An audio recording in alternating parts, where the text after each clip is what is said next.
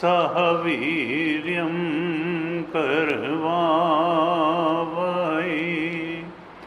तेजस्विनावधीतमस्तु मा विद्विषावहै।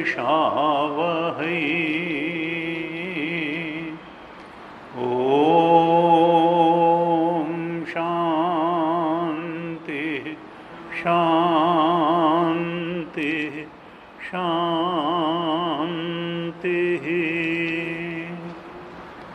सदाशिवसमारम्भां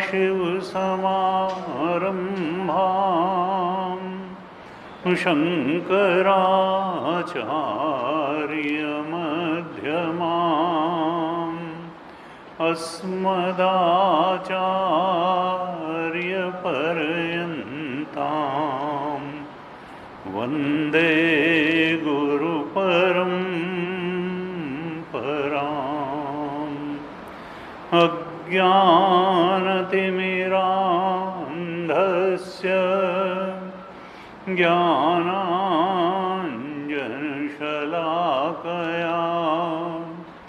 चक्षुरुन्मीलितं येन तस्मै श्री गुरवे नमः। तस्मै श्री गुरवे नमः।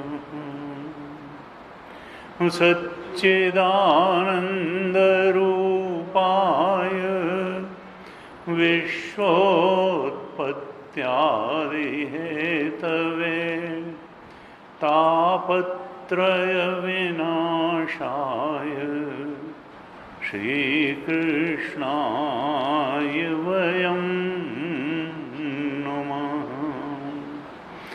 यं प्रव्रजन्तमनुपेतमपेतकृत्यं द्वैपायनो विरहकातराजुहाव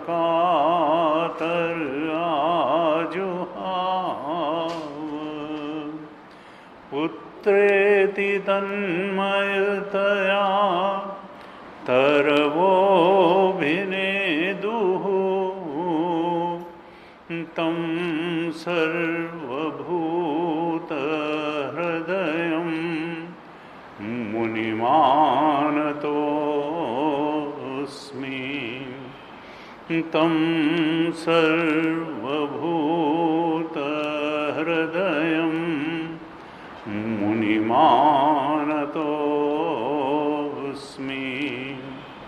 नारायणं नमस्कृत्य नरं चैव नरोत्तमं देवीं सरस्वतीं व्यासं ततो जयमुदीरये। कृष्णाय वासुदेवाय हरये परमात्मने प्रणतक्लेशनाशाय गोविन्दाय नमो नमः। प्रणतक्लेशनाशाय गोविन्दाय नमो नमः। ओम। अभी तक हमने श्रीमद् भागवत महापुराण के जो 12 स्कंध हैं उनमें से 10 स्कंधों पर विस्तार से चर्चा की। आज से हम एकादश स्कंध में प्रवेश करेंगे और ये ज्ञान दृष्टि से बड़ा ही महत्वपूर्ण स्कंध है। शुद्धतम ज्ञान, जीव का ज्ञान, संसार का ज्ञान, भगवान का ज्ञान, अल्टीमेट रियलिटी का ज्ञान, इसमें बड़े ही स्पष्ट रूप से बताया गया है। भगवान ने मुख्य रूप से दो लोगों को अपने जीवन काल में उपदेश किया, एक अर्जुन को और दूसरा उद्धव को। तो अर्जुन की गीता को उपदेश जो किया गीता का, वो तो हम देख ही रहे हैं, श्रीमद् भगवद गीता उसको कहते हैं। और इस 11वें स्कंध में जो गीता उन्होंने उद्धव जी को सुनाई उसका उल्लेख है, यानी उद्धव गीता इसमें आती है, जो कि खूब विस्तृत है और इसमें कथानक भी हैं। बड़ा सुंदर प्रसंग है उद्धव गीता का। और जो इसमें नाम आए थे, किस स्कंध का क्या नाम है, प्रारंभ में ये आया था, तो वहाँ पर उल्लेख था भागवत जी में ही कि ये 11वां स्कंध जो है इसका नाम है मुक्ति स्कंद। इसको मुक्ति स्कंध कहते हैं, मुक्ति स्कंध है ये।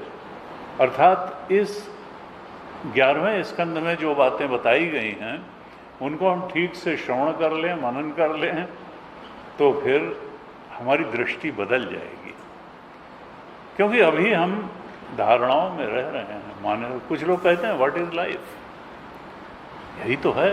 व्यक्ति पैदा होता है, फिर थोड़ा पढ़ाई करता है, थोड़ा नौकरी करता है, पैसे कमाता है, शादी ब्याह करता है, फिर बच्चे होते हैं, फिर थोड़ा बुढ़ापा आता है, जर्जरावस्था आती है और फिर ऊपर चल देता है। यही तो लाइफ है।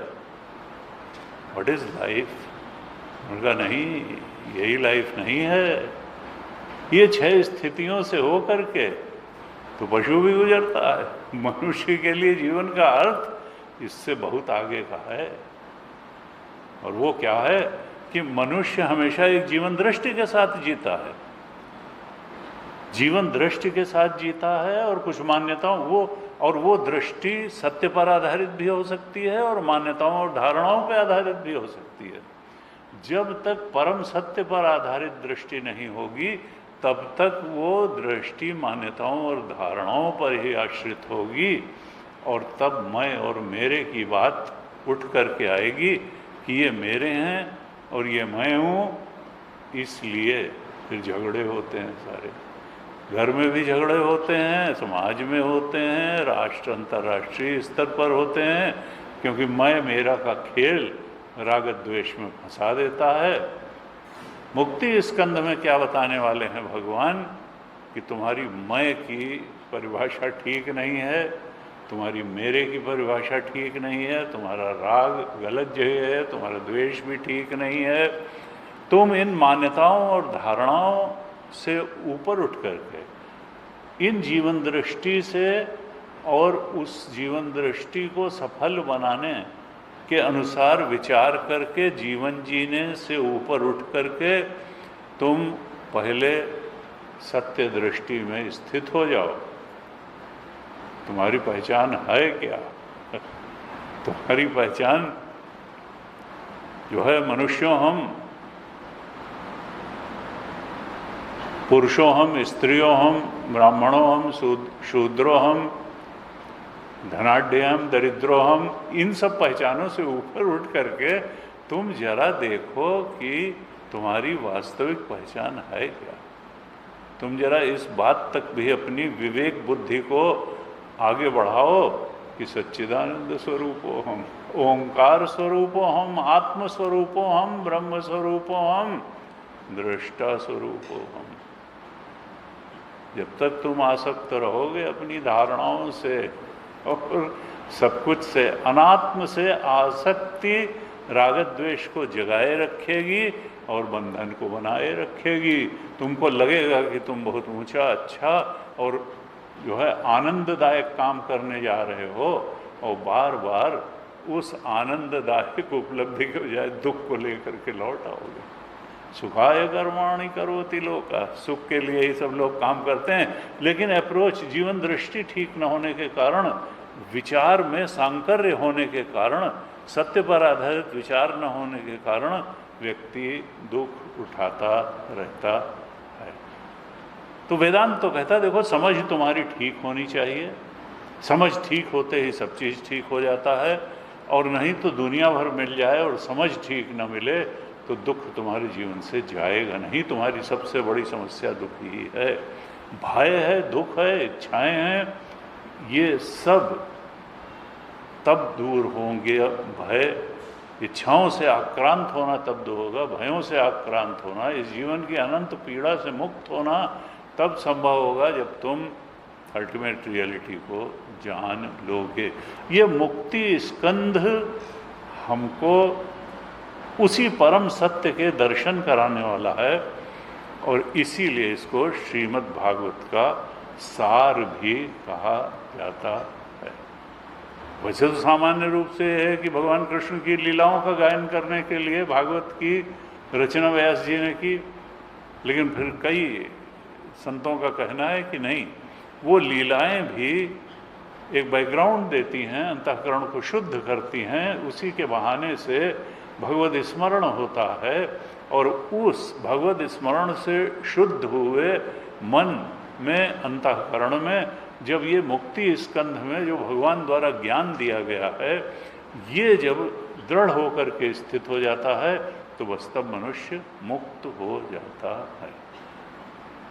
मुक्ति और हमारे बीच में एक अज्ञान का पर्दा खड़ा हुआ है, वासनाओं का पर्दा खड़ा हुआ है, और मुक्ति तो हमारा स्वरूप ही है।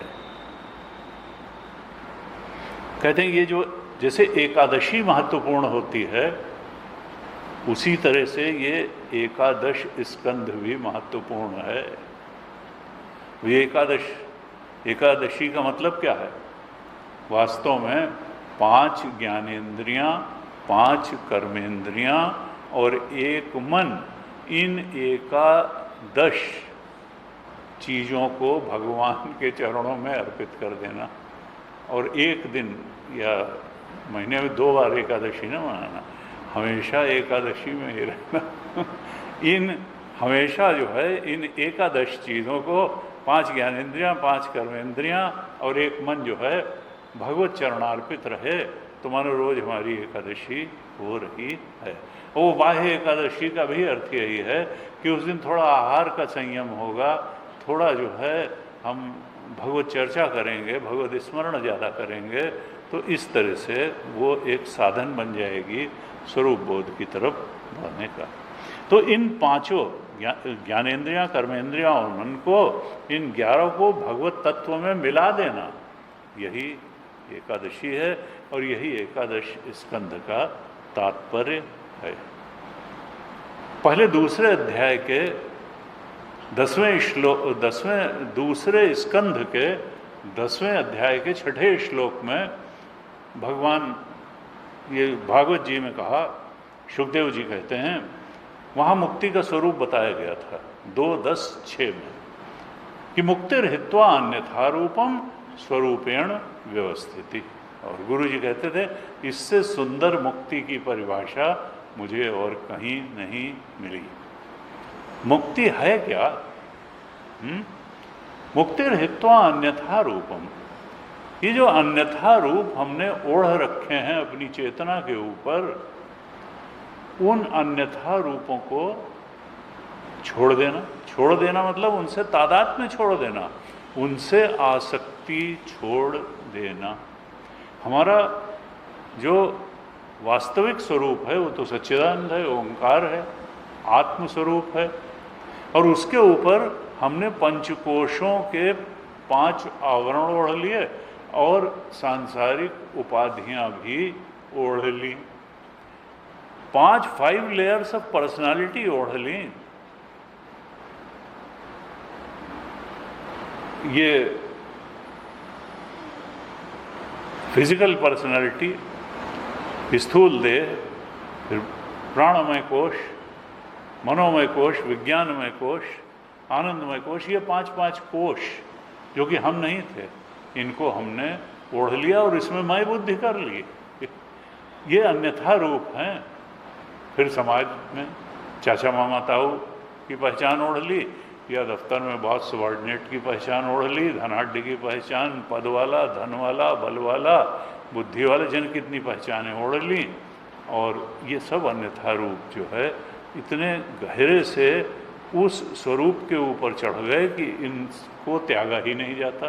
लगता है यही तो हमारी पहचान है, ये नहीं रह जाएंगे तो हम ही नहीं रह जाएंगे। हाँ, तुम मत रह जाओ। तुम्हारी जब ये छद्म पहचाने, झूठ पहचाने जाएंगी तो सत्य पहचान तुम्हारे अंदर उजागर होगी कि तुम आत्मस्वरूप हो हम, सच्चिदानंद स्वरूप हो हम, ब्रह्म स्वरूप हो हम, दृष्टा स्वरूप हो हम, ये पहचान आएगी। तो मुक्ति का अर्थ क्या है? अपने स्वरूप में स्थित हो जाना और जो नकली पहचानें ओढ़ रखी हैं उनसे आसक्ति का त्याग कर देना। नहीं, मूव तो इसी संसार में करना है, और अहम और इदम को मिला करके ही व्यवहार होता है शुद्ध अहम का, क्योंकि ब्रह्म तो एक अखंड सर्वव्यापक है। ब्रह्म का ब्रह्म में क्या व्यवहार होगा? इसलिए व्यवहार के नाते तो ठीक है अहम इदम को मिला के व्यवहार करना, लेकिन अंदर से जानते रहना चाहिए कि अहम इदम मम इदम नैसर्गिको अयम लोक व्यवहारा मिथ्या ज्ञान निमित्ता। ये अहम और इदम अज्ञान के कारण ही मिले हुए हैं, ये मिल सकते नहीं हैं, क्योंकि एक जड़ है, एक चेतन है, एक अंधकार रूप है, एक प्रकाश रूप है। ये चित जड़ ग्रंथि बन ही नहीं सकती है, लेकिन यद्यपि मृषा छूटत कठिनाई, और ये तो बनी हुई है, और इसी कारण हम दुख पा रहे हैं। हमको इससे आसक्ति को त्याग देना है। कैसे त्यागेंगे? विवेक पूर्वक त्यागेंगे।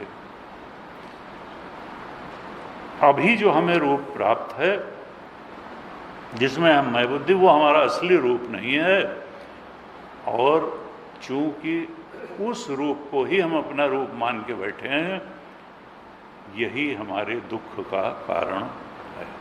देखिए, वैसे तो कोई कह सकता है हमको मुक्ति चाहिए ही नहीं, हम अपना सुखी हैं यहीं जैसे हैं, लेकिन दुख से हर आदमी मुक्ति चाहता है। और ये संसार दुख रूप ही है, अनंत पीड़ा है। इच्छाओं और भयों की अनंत पीड़ा का नाम ही संसार है। ये केवल बात बनाने से नहीं होगा कि हम जो है दुखी नहीं हैं।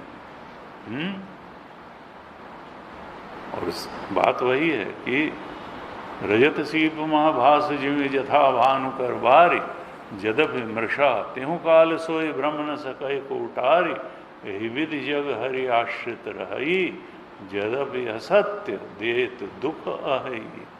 है तो असत्य, लेकिन दुख तो दे रहा है। तो फिर क्या करें? जो सपने सिर काटे कोई, बिनु जागे न दूर दुख होई, जा सुकृपा भ्रम मिट जाई, गिरजा सोई कृपालु रघुरा। तो ये असत ही नहीं, दुखद भी है संसार। बार बार हमको ये अनुभव में आता है, लेकिन फिर हम कहते हैं कि ये तो वे ऑफ लाइफ है भाई, सुख दुख तो चलता ही नहीं। ये एकादश स्कंद कहता है सुख दुख चलता नहीं रहता है।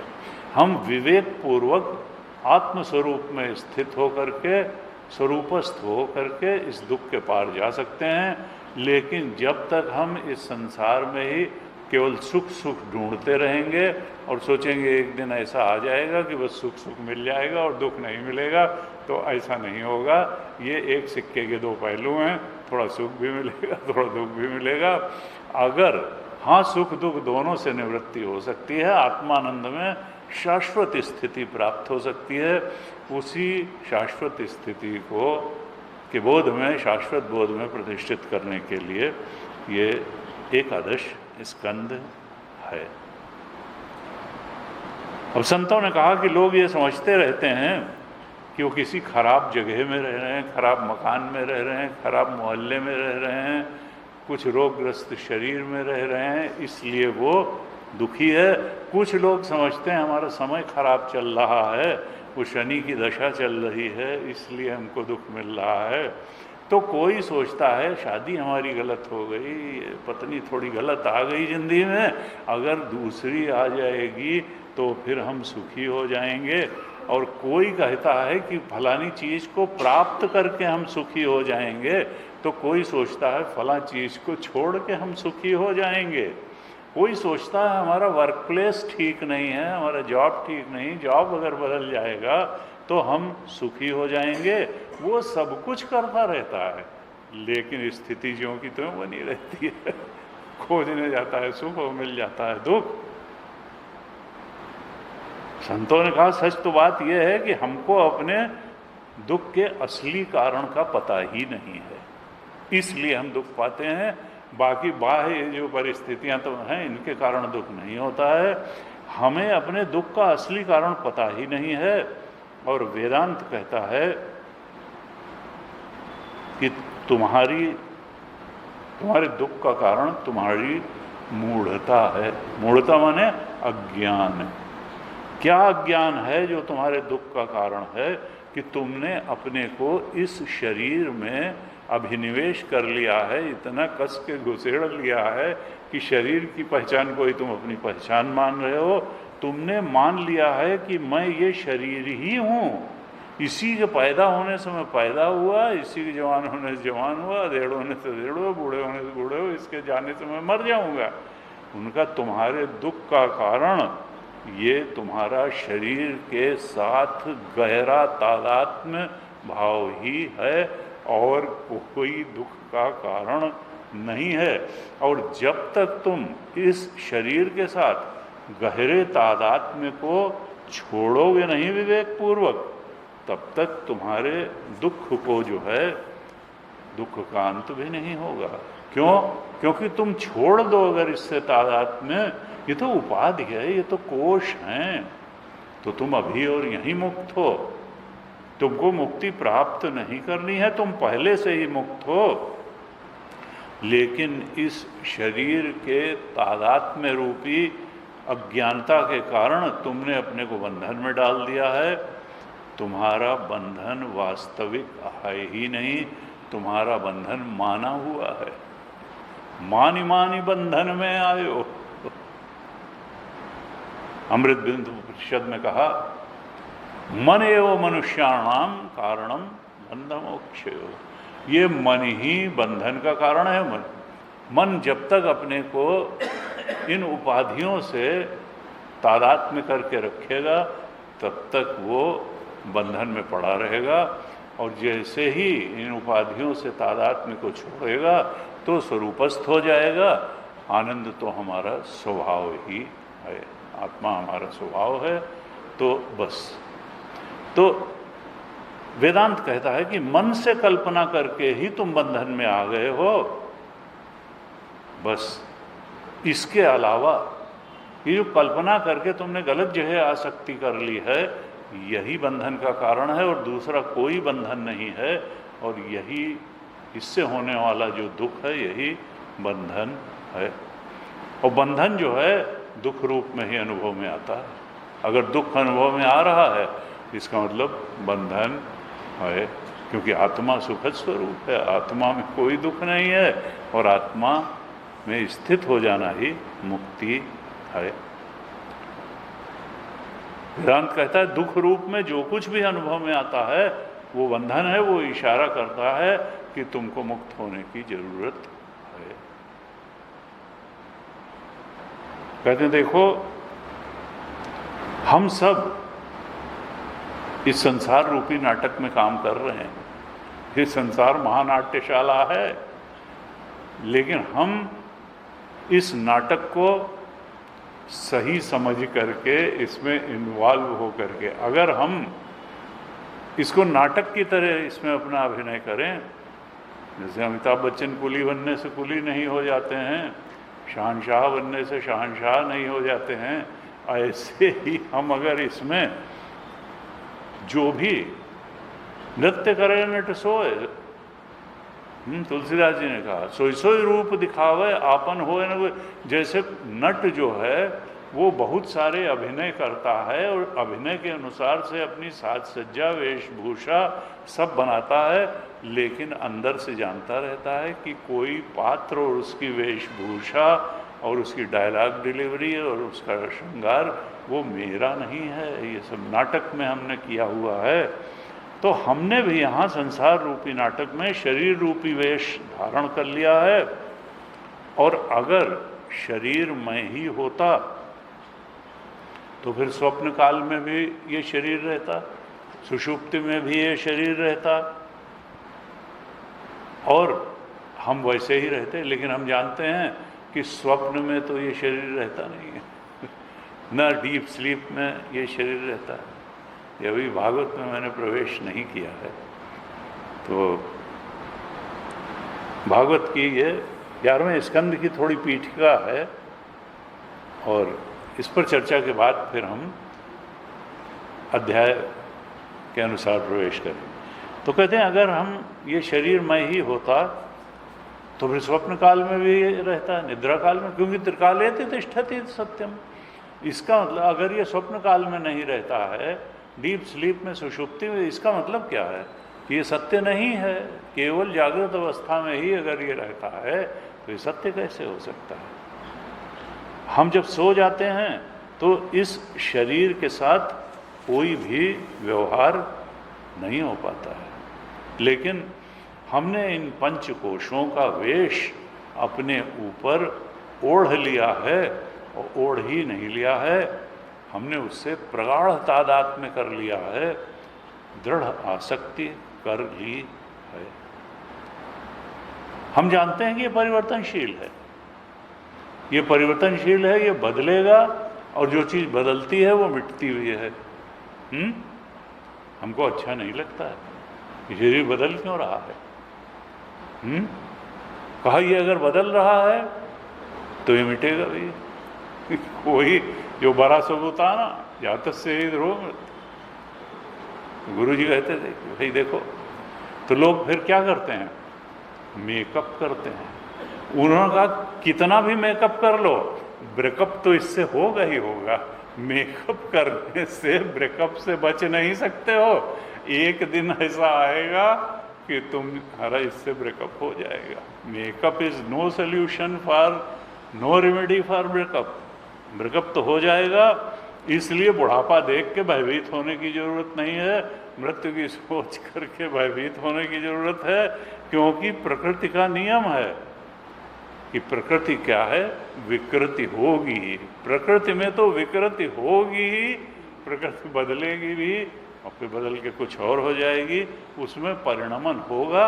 लेकिन चेतन में कोई परिणमन नहीं होता, चेतन में कोई बदलाव नहीं होता, और तुम आत्मचेतन हो। इस बोध में अगर तुम दृढ़ हो गए तो दुख सारा समाप्त, परिवर्तन की और विकृति की पीड़ा अभी और यहीं समाप्त। आत्मा मरती नहीं है, क्योंकि आत्मा पैदा भी नहीं होती है। ये जो आवरण हैं यही क्षीण भी होते हैं, भंग भी होते हैं। 11वें स्कंद में बताया है कि देखो, सुखी दुखी होने वाला मन है। सुखी दुखी कौन होता है? कान से कोई थोड़ो शब्द जो है सुख या दुख देता है, ना जो है कोई स्पर्श से सुख दे। ये मन ने कहा देखो, 5 ज्ञानेंद्रियां 5 वेदनाओं की सूचना देती हैं। आँख रूप की सूचना देती है, कान शब्द की देती है, त्वचा स्पर्श की देती है, जिह्वा जो है खट्टा कड़वा कसेला मीठा की सूचना देती है, नाक गंध की। ये केवल सूचना देने वाली हैं, ज्ञान कराने वाली हैं। तो फिर सुख दुख कैसे होता है? उनका वो वासनाओं के बैकग्राउंड में जब इन वेदनाओं का आकलन होता है तो फिर अनुकूल वेदनीयम सुखम और प्रतिकूल वेदनीयम दुखम, वो जो वासनाएं बैठी हैं उनके रेफरेंस में ये 5 ज्ञानेंद्रियों से लाई हुई जो सूचनाएं हैं उनको मन ये आकलन करता है कि ये सुखद है कि दुखद है। प्रतिकूल वेदनीयम है तो दुखम है, अनुकूल वेदनीयम है तो सुखम है। और सुखानुशयी रागा और दुखानुशयी द्वेष। अगर सुख की वृत्ति बनी वासना के बैकग्राउंड में तो फिर राग हो जाएगा उस चीज़ से, और दुख की वृत्ति बनी तो द्वेष हो जाएगा। ये बात सुनने में ना आवे, इनका चेहरा देखने में ना आवे, ये परिस्थिति ना आवे, ऐसे ना हो तो प्रतिकूल वेदनीयम दुखम, और दुखानुशयी द्वेषा, सुखानुशयी राग। इस तरह सुख दुख राग द्वेष को जन्म देते हैं। अनुकूल प्रतिकूल वासनाएं जो पड़ी हुई हैं वो उस संवेदना को सुख और दुख की कैटेगरी में खड़ा कर देती हैं। लेकिन तुम सुखी दुखी होने वाले मन नहीं हो, तुम वो अनुकूल प्रतिकूल वासनाएं भी नहीं हो, और तुम वो राग द्वेष में पड़ने वाले भी नहीं हो। तुम ये सब कुछ नहीं हो, तुम तो चेतन मात्र हो, तुम तो आत्म दृष्टा मात्र हो। न तुम सुखी दुखी होने वाला मन हो, न तुम जवान बूढ़ा मरने वाला शरीर हो, ये मन के साथ तादात्म्य हो जाने के कारण ही व्यक्ति में शोक और मोह लगे रहते हैं। राग और द्वेष लगा है, सुख दुख लगा है, और शोक और मोह, ये मन में तादात्म्य भाव हो जाने से मनुष्य को, जब तक वो मन में मैं बुद्धि किए रहेगा, तब तक शोक और मोह भी उसको ग्रस्त करते रहेंगे। जब आत्मा के ब्रह्मत्व का बोध होगा, शोक मोह दोनों चले जाएंगे। उपनिषद में कहा तरति शोकम आत्मवित्, आत्मज्ञानी शोक के पार चला जाता है। आनंदम ब्रह्मणो विद्वान न विवेति कुतश्य नेति, आनंद ब्रह्म को जानने के बाद भय चला जाता है। यस्मिन् सर्वाणि भूतानि आत्मा एव अभूत विजानतः तत्र को मोह कह शोकः एकत्वम अनुपश्यतः। जब जान लेते हैं आत्मा हमारे अंदर नहीं है, चेतना हमारे, असल में चेतना में सब कुछ है, हैं? जल में कुंभ, कुंभ में जल है, बाहर भीतर पानी, और फूटा कुंभ जल जल ही समाना, ये तत्व कहें ज्ञानी। अंदर चेतना अनुभव में जरूर आ रही, लेकिन ये शरीर और मन और बुद्धि चेतना के टुकड़े नहीं कर सकते हैं। घटाकाश गलत कॉन्सेप्ट है, मठाकाश भी गलत। असल में तो महाकाश में ही सारे घड़े हैं, चेतना में ही सारे शरीर हैं, चराचर सृष्टि है, सब कुछ चेतना में है। आकाश भी चेतना में ही है, वायु भी चेतना में है, पंचभूत चेतना में है, सारे प्राणी चेतना में हैं। ब्रह्म बृहत्वाद ब्रह्म, उससे ज़्यादा, और वो ब्रह्म हमारा स्वरूप है, ये हमको नहीं समझ में आता है कि वो चेतन वही चेतन है और स्पेस में विस्तार होता है। गुरु जी कहते ये मत सोचना कि जो चेतन तुम्हारे अंदर है इसको फैला करके जो है ब्रह्म बनेगा, नहीं, ये जैसा है वैसा ही ब्रह्म है।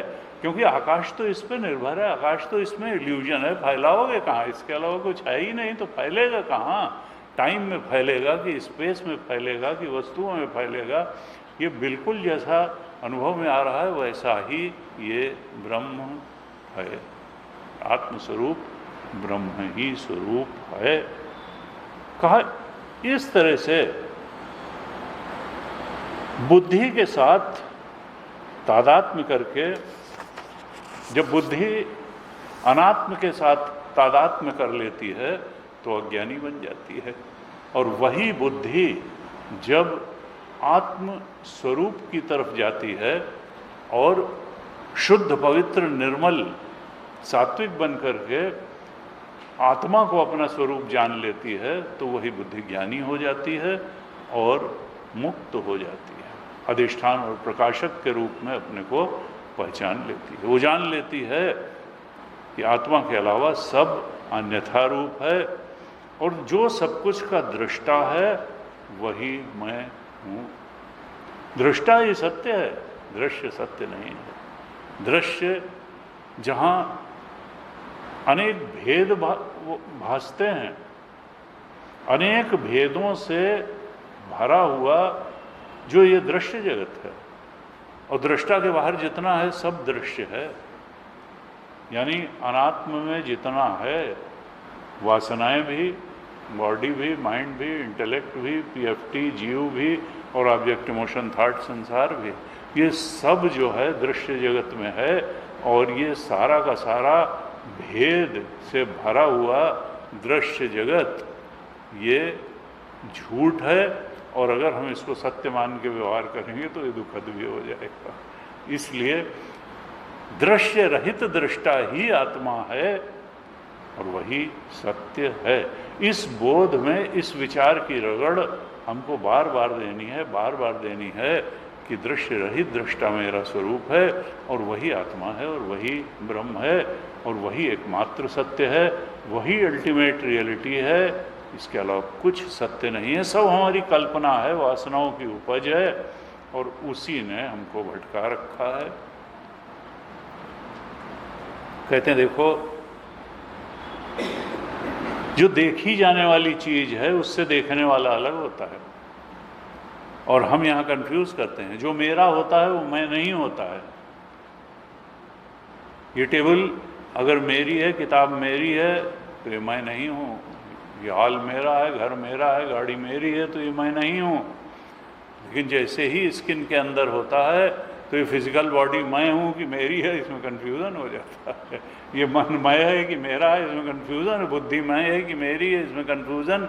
वासना इच्छाएं मेरी हैं कि मैं हूँ, इसमें लेकिन इच्छाएं भी देखिए, हम जानते हैं कि अब इस चीज़ की इच्छा है, अब भाई कॉफ़ी पीने का मन हो रहा है, अब भाई जो है वहाँ घूमने का मन हो रहा है, चलो। तो जो चीज़ देखी जा सकती है वो तो मैं कौन हूँ? मैं तो दृष्टा, अनासक्त दृष्टा ही मैं हूँ, देखी जाने वाली। और यह दृश्यम तद जड़म तद मिथ्या, वो सब मिथ्या भी है। अब तुम मिथ्या में सुख ढूंढने जाओगे उससे तादात्म्य करके तो कभी सुख मिलेगा? दिए भले आंखों कि हाँ हम तो ऐसा वो आए, वो हाँ घूम आए, ये खाए, वो पियाए, ना ना। संसार जो है वो थोड़ी देर के लिए तुमको, तुम्हारी जो इच्छा थी उसको मिटा करके क्षण भर के लिए तुम्हारे मन को थोड़ी शांति दे देता है।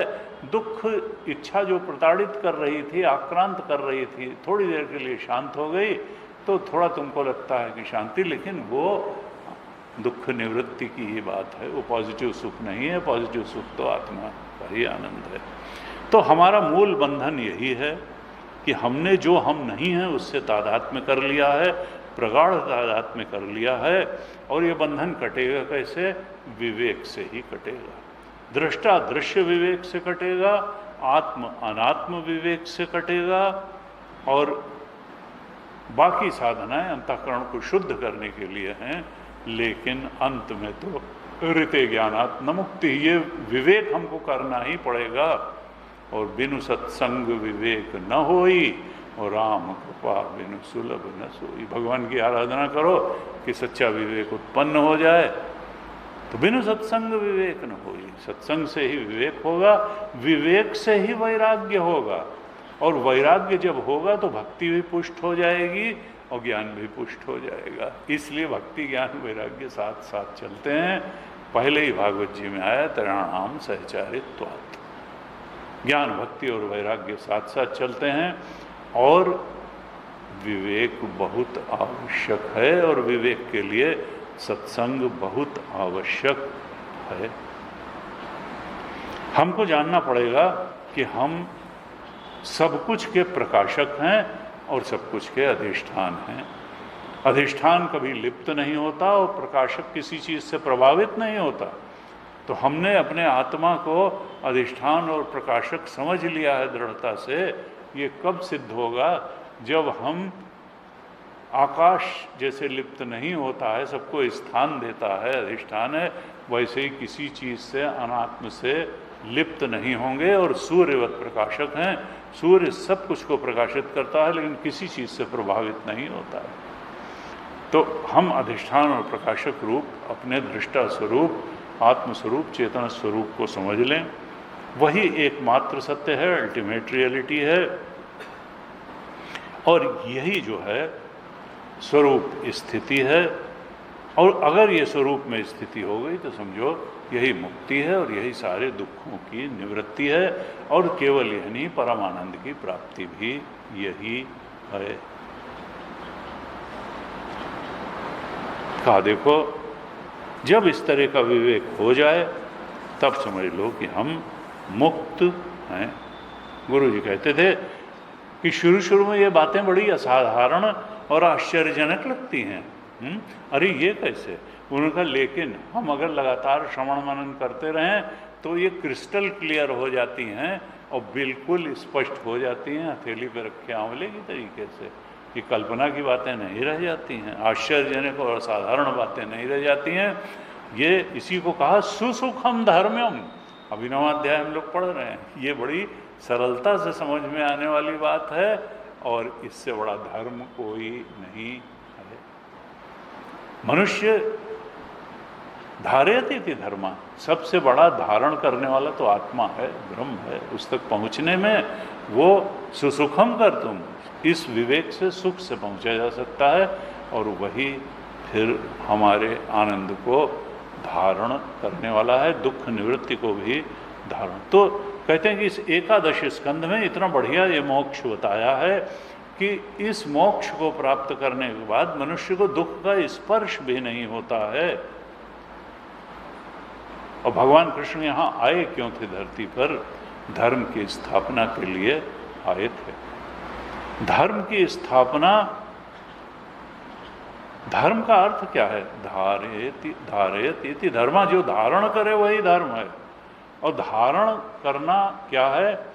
जब तक एक आदमी का दूसरे से प्रेम नहीं होगा तो धारणा क्या हो? तो मार काट, युद्ध, तू गाजा में इजराइल, तो ये और मैं वो, यूक्रेन, तो प्रेम जब तक नहीं होगा तब तक धारणा नहीं होगी, तब तक अधर्म ही होगा।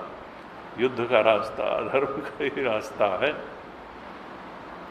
और जब ये हो जाएगा कि हमसे भिन्न तो दूसरा कोई है ही नहीं, यस्मिन् सर्वाणि भूतानि आत्मा एव भूत विजान, जब सब कुछ का अधिष्ठान प्रकाशक हम अपने को जान लेंगे, अद्वैत का ज्ञान हमारे अंदर दृढ़ हो जाएगा, अद्वैत तत्व का, आत्म तत्व का, तो फिर प्रेम के अलावा कोई रास्ता ही नहीं बचेगा। जैसे गुरुदेव कहते थे कि आँख में अगर चोट लग गई तो हाथ जो है उसको सहलाता है, उसको निकाल के फेंकता थोड़ो कि तो कहाँ से मेरी जिंदगी में परेशानी बन के आ गई, नहीं।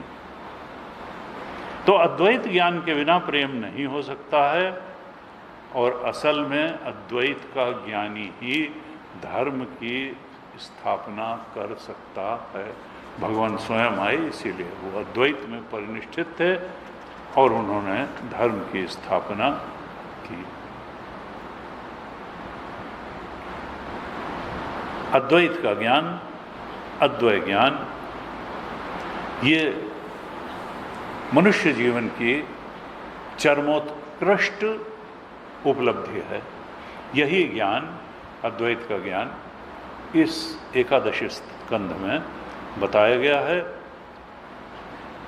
और हमारी जो ये एकादश उपाधियां हैं, यानी 5 ज्ञानेंद्रियां, 5 कर्मेंद्रियां और मन, इन एकादश उपाधियों के साथ तादात्म्य करने के कारण ही हम अपने स्वरूप से दूर हट गए हैं। ओंकार स्वरूप से दूर हट गए क्योंकि ज्ञानेंद्रियों, कर्मेंद्रियों, मन को ही हमने मैं मान लिया। अब विवेक करके, इस बात को समझ करके कि ये उपाधियां, ये एकादश उपाधियां हम नहीं हैं, इस बात को समझ करके इनसे तादात्म्य को दूर करना है और अपने स्वरूप में स्थित हो जाना है। और एकादश स्कंध के अनुसार यही मुक्ति है, इतना ही करना है। इन एकादश उपाधियों से तादात्म्य ही बंधन और दुख का कारण है। और समझ, इसलिए खंडा जी महाराज कहते थे कि सारी साधनाओं का उद्देश्य समझ सुधारना है।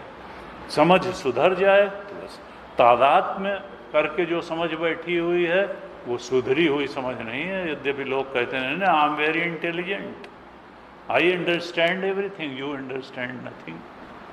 हैं, तुम अज्ञानी हो, मूढ़ हो, ये तुमने धारणा बना रखी है कि you are very intelligent. Intelligent कौन है वेदांत की दृष्टि में? ज्ञानी कौन है? जिसने एकादश उपाधियों से तादात्म्य को हटा दिया है, वही ज्ञानी है जो स्वरूप में स्थित हो गया है। यही मुक्ति है। और इस मोक्ष की प्राप्ति एक क्षण में भी हो सकती है। गुरु जी कहते थे बस ये बात दिमाग में बैठ जानी चाहिए और कुछ नहीं करना है। हाँ, यह है कि शुद्ध बुद्धि में, सात्विक निर्मल पवित्र बुद्धि में ही ये बात स्थायी रूप से गहराई से बैठ पाएगी। इसलिए फिर कर्मयोग की भी आवश्यकता है, अन्य साधनाओं की भी आवश्यकता है। लेकिन अंत में समझना तो यही है कि एकादश उपाधियां से तादात्म्य हमारे दुख का कारण है, बंधन का कारण है। उनसे तादात्म्य तोड़ देना ही मुक्ति है, स्वरूप में स्थिति है, और कुछ नहीं करना है। यहीं एक पल में ही मुक्ति प्राप्त हो जाती है।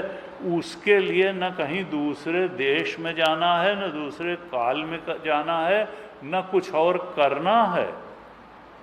बस एकादश का दृष्टा बन जाना है, उस दृष्टा के ब्रह्मत्व को जान लेना है। दृष्टा स्वरूप में स्थित हुए नहीं, चकल्लस खत्म हुई नहीं, मुक्ति प्राप्त हुई नहीं, दुख गया नहीं, तो बस हम दृश्य में जब तक फंसे रहेंगे दृश्य में कुछ पाने की अभिलाषा किए रहेंगे तो बंधन में पड़े रहेंगे।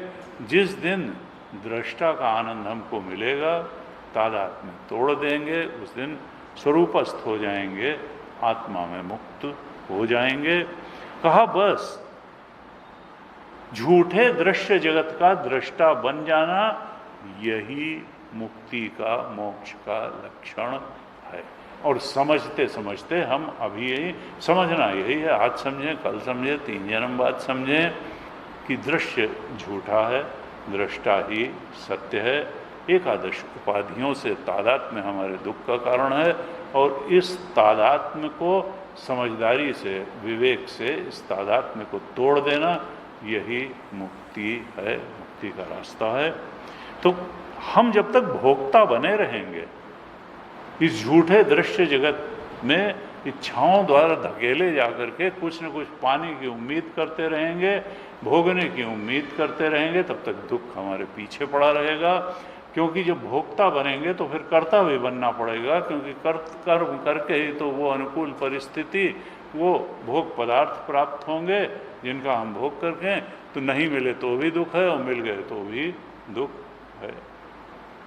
तो इस प्रकार से ये 11वें स्कंध में ये सब बात भगवान बताने वाले हैं कि कर्ता भोक्ता बनना ही बंधन है, और ज्यों ही हम दृष्टा बन जाते हैं बस त्यों ही हम मुक्त हो जाते हैं।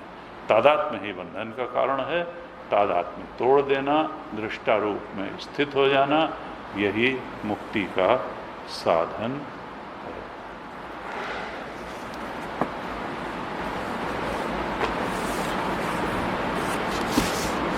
ग्यारहवें स्कंध में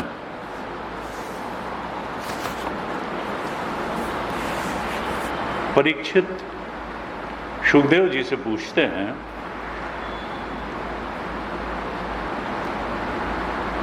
कि भगवान आए, यहाँ धरती पर आए, धर्म की स्थापना करने के लिए आए, और उन्होंने बचपन से ही राक्षसों, दैत्यों का संहार करने की लीला शुरू कर दी। पहले उन्होंने दैत्यों का संहार किया, जो भी राक्षस आए उनको मारा, पूतना को मारा, राक्षसी को मारा, और उसके बाद में उन्होंने कौरव पांडवों में कलह पैदा करवा करके दोनों के, कहते कुछ ही लोग बचे थे महाभारत युद्ध के बाद, तो इस तरह से क्षत्रियों को भी आपस में लड़वा करके पहले दैत्यों को मारा, फिर ये कौरव पांडवों का भी संहार करा दिया, और इस तरीके से पृथ्वी का भार उतार दिया। फिर उन्होंने सोचा कि भाई अब सब तो चले गए, दैत्य भी चले गए, कौरव पांडव और जितने भी राजा थे उनका विनाश हो गया, और मेरा भी अब लीला संवरण का समय आ गया है। लेकिन अगर मैं चला जाऊंगा तो ये जो मेरे यदुवंशी हैं तो बहुत ताकतवर हो गए हैं, ये बड़ा उपद्रव मचा देंगे। क्योंकि जब तक अंदर अंतर्यामी कंट्रोलर बन के नहीं बैठता है, जैसे बाहर भगवान कंट्रोलर बन के यदुवंशियों के बैठे थे तो वो उनको थामे रहते थे, ऐसे ही हमारे हृदय से अगर भगवान चले जाएं तो सद्वासनाएं भी दुर्वासना बन करके निकलना शुरू हो जाती हैं। तो उन्होंने कहा मैं चला गया तो ये यदुवंशी तो उपद्रव करके रख देंगे, फिर से तो जाने के पहले ये उचित होगा कि मैं इन यदुवंशियों का भी संहार करके जाऊं। ऐसा विचार आते ही भगवान ने कहा कि अब वहाँ पर बड़े बड़े ऋषि मुनि रहा करते थे सब, द्वारिका में जा कर के भगवान का सानिध्य प्राप्त करने के लिए, असित, देवल, नारद बहुत। तो उन्होंने कहा कि अब ये सब ऋषि लोग जो है वो जब तक द्वारिका में रहेंगे तो द्वारिका में रहने वालों का कोई अनिष्ट हो नहीं सकता। तो फिर उन्होंने ऋषियों को प्रेरणा दी, मुनियों को प्रेरणा दी कि वहाँ के पास ही एक प्रभास क्षेत्र है, कि आप लोग अब द्वारिका से प्रभास क्षेत्र में थोड़ा शिफ्ट हो जाइए, और वहाँ जो है हम लोग भी वहाँ आएंगे और वहाँ पर सत्संग होगा। तो जितने ऋषि मुनि थे वो प्रभास क्षेत्र में चले गए, और भगवान ने ऐसी लीला रची कि ये जो उद्दंड राजकुमार थे यदुवंश के, ये वहाँ गए और इन्होंने ऋषियों का अपराध कर दिया। अपराध कर दिया तो ऋषियों ने शाप दे दिया और फिर ब्रह्म शाप से इनका भी संहार हो गया। अब क्या अपराध किया इन्होंने कि वो प्रभास पिंडारक क्षेत्र में निवास कर रहे थे ये लोग। तो पिंडारक क्षेत्र में ये जो उद्दंड राजकुमार थे ये खेलते खेलते गए। तो कई बार क्या होता है कि ऋषियों से मुनियों से भी मजाक सूझता है, साधुओं के पास जाके भी लोग थोड़ा मजाक करते हैं कि अच्छा हैं स्वामी, एक ही कपड़ा पहनते पहनते आप ऊब नहीं जाते हैं? गुरु जी कहते थे ऐसे ऐसे। ये आपको कभी इस बात पे पछतावा नहीं होता है कि आपने सन्यास क्यों लिया? हैं, देखिए कितना अच्छा हम लोग। तो इस तरह से तो लोग जो है थोड़ा सा इसको कहते हैं ना चुस्की ले थोड़ा साधुओं से भी जो है इस प्रकार का प्रयास करते हैं, लेकिन जो कि करना नहीं चाहिए। यहाँ ये है कि अब वो उद्दंड राजकुमार खेलते खेलते पिंडारक क्षेत्र में गए और जामवती का पुत्र था सांब, वो सुंदर बहुत था। उसको क्या किया इन लोगों ने कि उसको जो है कुछ सजा, स्त्री वेश में सजाया वजाया, साड़ी वाड़ी पहनाई और उसके पेट में कुछ ऐसा बांध दिया और उसके बाद में उसको आगे करके ले गए और ऋषियों से कहा कि आप लोग तो सर्वज्ञ हैं, देखिए बड़ी सुकुमारी है और ये गर्भवती है, तो आप कृपया बताएं, अब इसके प्रसव का समय भी निकट है, तो आप जरा बताएं कि इसको कन्या होगी या इसको पुत्र की प्राप्ति होगी। अब ऋषि तो सर्वज्ञ थे, वो समझ गए कि सब शैतानी करने आए हैं, क्रोधित हो गए। और नहीं तो ऋषि को क्रोध, लेकिन प्रभु की प्रेरणा ऐसी थी कि उनको क्रोध आ गया और उन्होंने कहा ये न कन्या को जन्म देगी, ना ये पुत्र को जन्म देगी, ये एक लोहे के मूसल को जन्म देगी और वो मूसल तुम सब लोगों के सर्वनाश का कारण बनेगा। ऐसे जब कहा, अब ये लोग लौट करके आए तो थोड़ा खटखटा गए कि अरे ब्राह्मणों ने तो शाप दे दिया। और जब उसका पेट खोल करके देखा तो वहाँ सही में एक लोहे का मूसल निकल आया। लोहे का मूसल निकल आया, ये सब लोग डर गए, लौट करके आए। भगवान उस समय द्वारिका में थे नहीं, सभा लगी हुई थी, उग्रसेन बैठे हुए थे। भरी सभा में आ करके इन्होंने कहा कि हम ऐसे ऐसे, हमसे गलती हो गई, हम गए, हमने उनसे कहा, उन लोगों ने शाप दे दिया कि मूसल पैदा होगा और ये पेट से देखिए मूसल निकल आया, अब हम क्या करें। सब लोग थोड़ा चिंतित हुए, लेकिन फिर हुआ कि अब ये बात श्री कृष्ण को न बताई जाए, ये भी प्रभु की लीला ही थी। और फिर उग्रसेन की आज्ञा से उसका चूरा बना दिया गया मूसल का, और एक छोटा टुकड़ा कोई बचा था लोहे के मूसल का, उसको भी समुद्र में फेंक दिया, चूरा भी फेंक दिया समुद्र में। और वो चूरा लहरों के साथ बहता बहता किनारे आ गया। और ऐरक घास एक होती है, वो चूरा सारा का सारा ऐरक घास के रूप में उगाया, और वो घास बिना गांठ की होती है, वो वहाँ समुद्र किनारे उगाई। और जो छोटा टुकड़ा था उसको एक मछली ने निगल लिया। मछुआरे जब मछली पकड़ने गए तो सब मछलियों के साथ साथ उस लोहे की टुकड़ा जिस मछली ने निगला था उसको भी उन्होंने पकड़ लिया। और जब एक बहेलिया, क्या भील जाति के लोग, व्याध, जरा नाम का एक व्याध गया, तो उसने उसको मछली को खरीदा, फिर जब चीरा तो देखा टुकड़ा है। तब वो एक बाण बनाने वाले के पास गया और उसने कहा ये टुकड़ा तिकोना बहुत अच्छा लग रहा है, इसको तुम हमारे बाण में लगा दो। तो वो टुकड़ा जो बचा हुआ था उसको जरा नामक व्याध ने अपने बाण में लगवा लिया, और बाद में उसी बाण से भगवान कृष्ण भी सिधारे अपने। तो इस तरह से उसने कर लिया।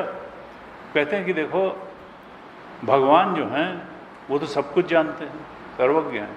वो चाहते तो इस शाप को पलट भी सकते थे, उलट सकते थे, लेकिन उन्होंने पलटा नहीं, क्योंकि वो तो चाहते थे कि यदुवंशियों का संहार हो जाए तब मैं लीला संवरण करूं, इसलिए शाप को उलटना उन्होंने उचित नहीं समझा, बल्कि शाप का अनुमोदन ही किया। तो इस प्रकार से ये पूर्व पीठिका है एकादश स्कंध की। इसके बाद बड़ा सुंदर प्रसंग आता है, 9 योगीश्वरों की कथा आती है। अब यहाँ कहते हैं सुखदेव जी परीक्षित से कि परीक्षित, एक दिन देवर्षि नारद वसुदेव जी के यहाँ पधारे। वसुदेव जी ने उनकी विधिपूर्वक पूजा की और उनको आसन पर बिठाया, और फिर वसुदेव जी ने उनसे प्रश्न किया कि ब्रह्मन, हम आपसे उन धर्मों के बारे में, उन साधनों के बारे में सुनना चाह रहे हैं जिन धर्मों का पालन करके, जिन साधनों को करके मनुष्य इस भयदायक संसार से मुक्त हो जाता है। कहते हैं पूर्व जन्म में भी मैंने भगवान की आराधना की थी, लेकिन उस समय मैं भगवान की माया से मोहित हो रहा था, इसलिए मैंने भगवान से मुक्ति न मांग करके भगवान को अपने पुत्र के रूप में ही मांगा। लेकिन पुत्र के रूप में उनको प्राप्त करके भी अभी मेरा मन शांत नहीं है और मैं अभी मुक्त नहीं हुआ हूँ।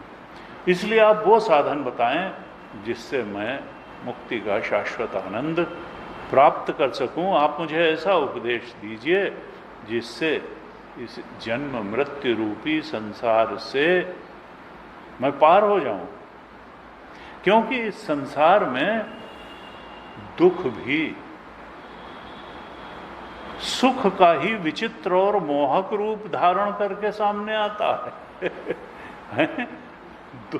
दुख जो है सुख का रूप धारण करके आता है, इसलिए व्यक्ति मोहित हो जाता है और सोचता है सुखी हो जाएंगे। सुखदेव जी कहते हैं, जब वसुदेव जी ने देवर्षि नारद से ऐसा प्रश्न किया, तब नारद जी के मन में भगवान के सारे गुण स्मरण हुआ है और वो आनंद में और प्रेम में भर गए। भगवान के गुणों में तन्मय होकर के उन्होंने वसुदेव जी से कहा, नारद जी ने कहा, देखो तुम्हारा ये प्रश्न बहुत ही सुंदर है और ये प्रश्न वास्तव में भागवत धर्म के संदर्भ में है। ये भागवत धर्म ही मनुष्य के जीवन को पवित्र करने वाला है। इस भागवत धर्म को जो सुनता है, जो स्मरण करता है, जो इसको बताता कहता है, इस पर चर्चा करता है, जो हृदय से इसको स्वीकार करता है या इसका पालन करता है या इसका अनुमोदन ही करता है, उसका मन उसी क्षण पवित्र हो जाता है। यानी ये मन को पवित्र करने वाला है भागवत धर्म। चाहे वो सारे संसार का द्रोही हो तो भी इस भागवत धर्म के स्मरण से, श्रवण से, पालन से, अनुमोदन से वो संसार का द्रोही भी पवित्र हो जाता है। कोटि विप्र बधला गहि जाही, आए शरण तजहु नहीं था। सन्मुख होय जीव मोहि जबहि, जन्म कोटि अघ नासै तवहि। अपिचेत सुदुराचारो भजते माम अनन्य भाग, साधुरेव समन्तव्य सम्यक व्यवसितो हि स। अपिचेदसि पापेभ्य सर्वेभ्य पापकृत्तमः, सर्वं ज्ञान प्लवेनैव व्रजिनं संतरिष्यसि। तो ये ऐसा भागवत धर्म है। कहते हैं वसुदेव जी, ये जो तुमने मुझसे प्रश्न किया है, इसके संबंध में संत पुरुष एक प्राचीन इतिहास कहा करते हैं। और ये इतिहास क्या है? ये 9 योगीश्वरों और विदेहराज जनक के बीच हुआ संवाद है, जिसमें विदेहराज मिथिला नरेश निमि ने प्रश्न किए और 9 योगीश्वरों ने उनका उत्तर दिया। ये बड़ा सुंदर संवाद है, मुक्ति देने वाला है, ज्ञान चक्षु को खोल देने वाला है। कहते हैं कि देखो, जब सृष्टि आरंभ हुई तो स्वयंभू मनु हुए पहले, मनु के पुत्र हुए प्रियव्रत, प्रियव्रत के पुत्र हुए अग्निध्र। इन सबका वर्णन आ चुका है पहले। अग्निध्र के हुए नाभि, और नाभि के हुए ऋषभदेव, जिनका वर्णन आता है, जो हिरण बन गए थे हिरण में आसक्ति के कारण। तो नाभि के पुत्र हुए ऋषभ, और ऋषभ ने फिर मोक्ष धर्म का उपदेश करने के लिए ही उनका अवतार हुआ था। वो अवतार माने जाते हैं ऋषभदेव। इन ऋषभदेव के 100 पुत्र हुए, जिनमें सबसे बड़े पुत्र जो थे उनका नाम भरत था। और इन्हीं भरत के नाम पे हमारे इस क्षेत्र का नाम भारतवर्ष पड़ा। पहले इसका नाम अजनाभ खंड था, तो भारत के नाम से।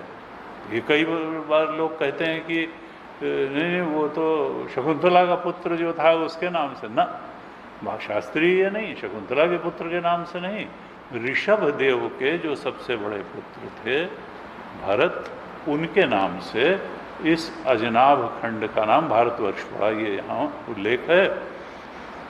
अब एक तो यही राजा बने, ऋषभदेव के बाद यही भरत राजा बने, और इन्होंने बहुत लंबे समय तक राज्य किया, राज्य का भोग किया, और अंत में वही कि चौथे पन नृप कानन चाहिए। अंत समय में ये वन को चले गए और तपस्या की, भगवान की गहराई से तपस्या की। और यहाँ उल्लेख है कि 3 जन्म के बाद तपस्या करते करते ये भगवत भाव को प्राप्त हो गए, ये मुक्त हो गए। अब जो बचे 99 पुत्र थे ऋषभदेव जी के, उनमें 9 पुत्र जो 9 खंड थे भारतवर्ष के, उनमें एक एक के राजा बन गए, अधिपति बन गए, और उन्होंने अपना राज्य संचालन का काम किया। अब बचे 90, तो 90 में जो 81 थे वो कर्मकांडी ब्राह्मण हो गए। वो कर्मकांडी, जबकि ये तो क्षत्रिय हैं, लेकिन वो कर्म, हमारे यहाँ तो कर्म से माना गया।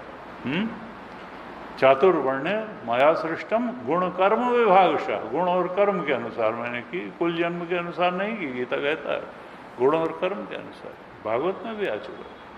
तो 81 जो है सन्यासी हो गए, और वो कर्मकांड के विद्वान ब्राह्मण हो गए, और जो बचे 9 वो सन्यासी हो गए।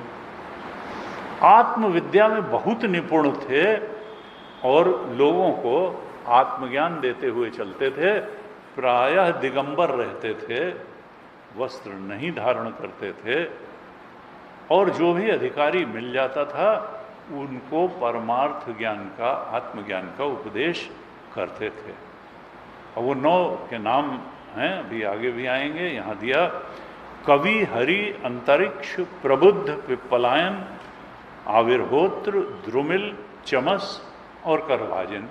ये 9 योगीश्वर हुए, और वो बिल्कुल अपने स्वरूप में स्थित थे, और जगत को आत्मा पर अधिष्ठित, सुपर इम्पोज्ड महसूस करते थे, और पृथ्वी पर जो है बिना किसी बाधा के विचरण करते रहते थे, अधिकारियों को आत्मज्ञान प्रदान करते रहते थे। ये सब के सब जीवन मुक्त थे। सुखदेव जी कहते हैं एक बार की बात है कि इस अजनाभ खंड में विदेहराज निमि ने एक बड़ा भारी यज्ञ का आयोजन किया, और उस यज्ञ में घूमते फिरते ये 9 योगीश्वर भी पहुंच गए। जब विदेहराज निमि ने देखा कि अरे इतने महान संत आ गए हैं, तुरंत उन्होंने साष्टांग प्रणाम किया, विधि पूर्वक उनकी उपासना की, आसन दिया, और फिर कहा भगवान आप लोग तो भगवान के पार्षद ही हैं, और लोगों को पवित्र करने के लिए, उन्हें आत्मज्ञान देने के लिए ही विचरण किया करते हैं। जीवों के लिए ये मनुष्य शरीर प्राप्त होने वाला जो शरीर है यही दुर्लभ है। मनुष्य शरीर ही जीवों के लिए दुर्लभ है, लेकिन इस दुर्लभ मनुष्य शरीर पर भी मृत्यु का भय हमेशा सवार रहता है। कुछ हम कह नहीं सकते हैं कि 70, 80, 90 साल जिएंगे, ये कब किसकी चिट्ठी आ जाएगी कोई नहीं कह सकता है। कहा यह मनुष्य शरीर दुर्लभ है, फिर इस पर तो प्रतिक्षण मृत्यु का भय सवार रहता है, और ये क्षणभंगुर है, ये मनुष्य शरीर क्षणभंगुर है। और ये मनुष्य शरीर मिल भी गया तो इसमें सच्चे संतों का दर्शन और दुर्लभ है। तो मैं आपसे ये प्रश्न करना चाहता हूं कि मनुष्य के परम कल्याण का स्वरूप क्या है और उस परम कल्याण का साधन क्या है? क्योंकि कहते हैं कि आधे क्षण का सत्संग भी मनुष्य के लिए परम निधि है। सत्संग जो है, थोड़ा भी सत्संग अगर मिल जाए तो फिर वो पार लगा देता है।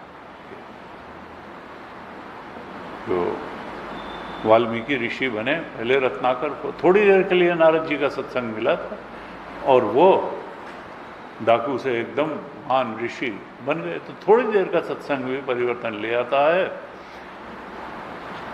हाँ, मनुष्यों के लिए सत्संग जो है परम निधि है। तुलसीदास जी ने लिखा, सत्संगति दुर्लभ संसारा, निमिष दंड भर एकहु बारा। निमिष दंड हो, पलक झपकते भी अगर इतना भी सत्संग मिल जाए, सच्चा सत्संग, तो पार लगा देता है। कहते हैं योगीश्वरों, मुझे आप भागवत धर्मों का उपदेश कीजिए। और जब इस प्रकार से प्रश्न किया तब उन 9 योगीश्वरों में जो पहले योगीश्वर हैं कवि जी ने कहा कि देखो राजन, भगवान के चरणों में नित्य निरंतर उपासना ही इस संसार में परम कल्याण का साधन है और उसी से आत्यंतिक क्षेम होता है।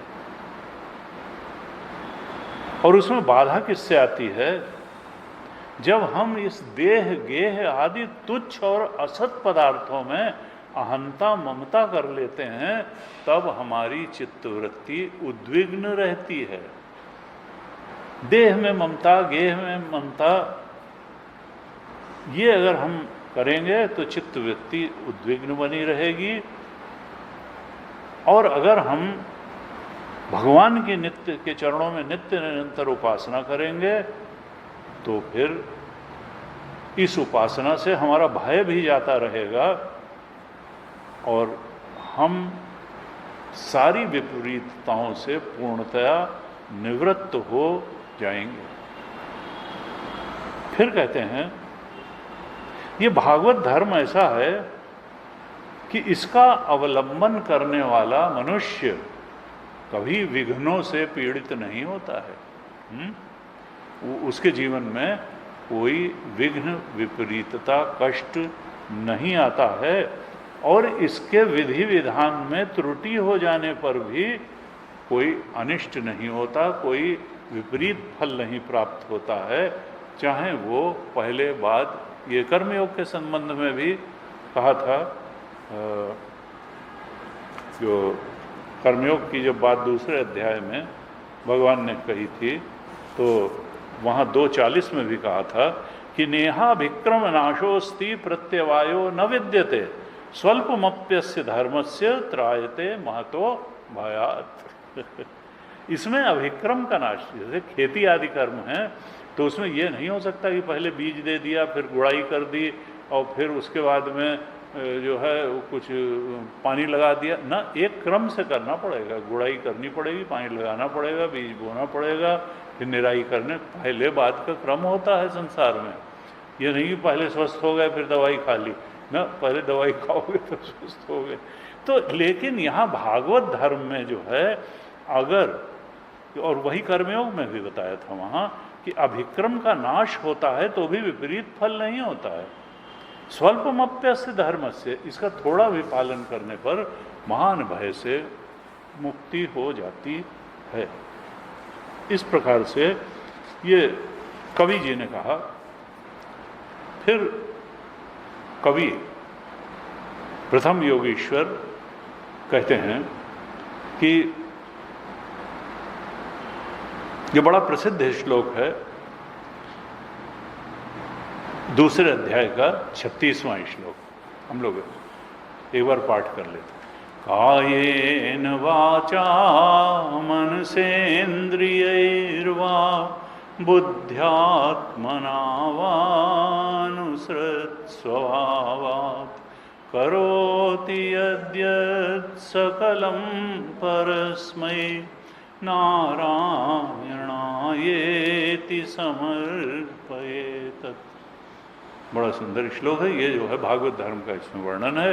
कायेन वाचा मनसा इंद्रियैर्वा, शरीर से, वाणी से, मन से, इंद्रियों से, बुद्धि से, आत्मना यानी अहंकार से, यानी जीव जो भी करे स्वभाव से प्रेरित होकर, अनुसृत स्वभावात, जो भी करता है, करोति यत् यत् सकलम परस्मै, जो जो कुछ भी करता है सब नारायणायेति समर्पयेत, वो सब भगवान को अर्पित कर दे, भगवान को ही अर्पण करके।